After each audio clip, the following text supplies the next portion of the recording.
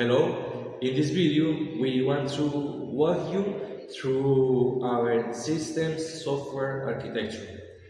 We have built a distributed microservice-based system designed to be highly scalable, secure, and modular. My name is Edison Steven, and I'm joined by my colleague Gilbert Teodeso. For that system, we adopted a microservices distributed approach. Shows technology that starts from a specific domain, ranking for client-side user experiences, security, traditionality, logic, and real-time notification. This part start why the client later. On the client side, we build a single-page application using React.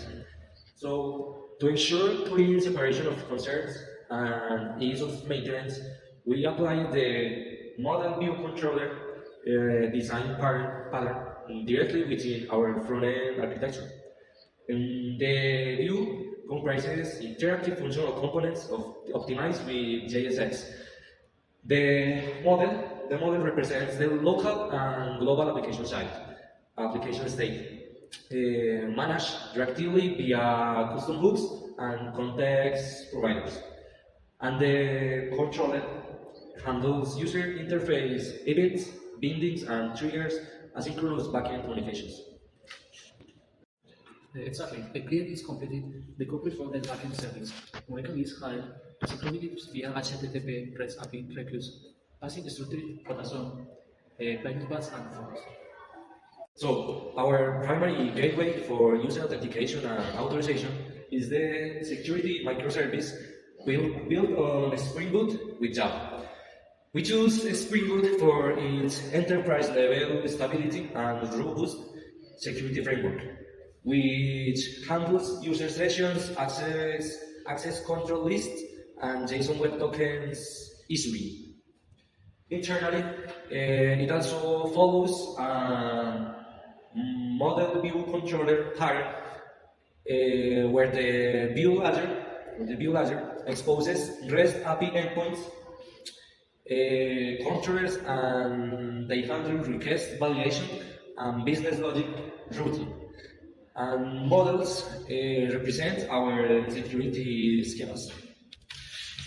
Okay, architecture decision here was your database selection. The security microservice connections to Mongo database. The simple Mongo is a document-oriented non-SQL database. It gives itself flexibility to store user profiles, session states, and security audit logs while in RAID 7 on relation system. The core of our business rules lies within our logic and payments microservice, built on top of Nest.js. Nest.js was our framework of choice because it provides an out-of-the-box structure architecture natively supporting TypeScript, allowing us for robust dependency injection and modular development. And on RAIDs, service integration to critical external components. RAIDs the PyCode, your payments line integration. Why security process financial transition under strengths PCI DSS compilation. Second, 899 and powerful workflows automation, third parts occasion, backgrounds, bots, data science, pipelines, and third-party app integration, YQ, rules, or server logic. To ensure strict data consistency and ACID transaction compliance for orders and payment states, this microservice reads and writes to a relational MySQL database. Finally, we have the notification microservice built with Flask in Python. Since Flask is a lightweight micro framework, it's perfect for a single responsibility utility service like this, focused on low latency delivery of emails, SMS, and push notifications. The service also carries MySQL databases to retrieve message templates, notification preferences, and delivery logs. It is targeted by HTTP calls from el net service and React client whenever a system-wide event requires user notification. Open and successful payments lets service trigger and energy automation flows and simultaneous files and requests to MS notification and flash.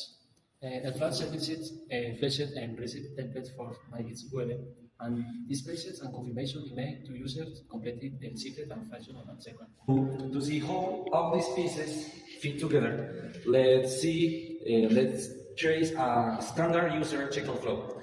So first, the user logs in via React. The request goes to the security microservice, which validates the user in Mongo database and issues a JSON Web Token back to the security and issues a JSON Web Token back to the frontend. Second, the user initiates a checkout. React sends this transaction request to the logic and notification microservice. Then Nest.js connects to ePaycom to verify the payment and commits the transaction records in MySQL. By using this decoupled microservice-based architecture, we can scale each service independently. If we experience a high volume of checkouts or requests, we can spin up more Nest.js containers without wasting resources, scaling the security of notification layers. Furthermore, its maze or system packets, footed torrents, and fluid in a notification layer would block users from making payment on sending in your core service remain operational. We hope this overview gives you a clear understanding of our system's architecture. Thanks for watching and see you next time.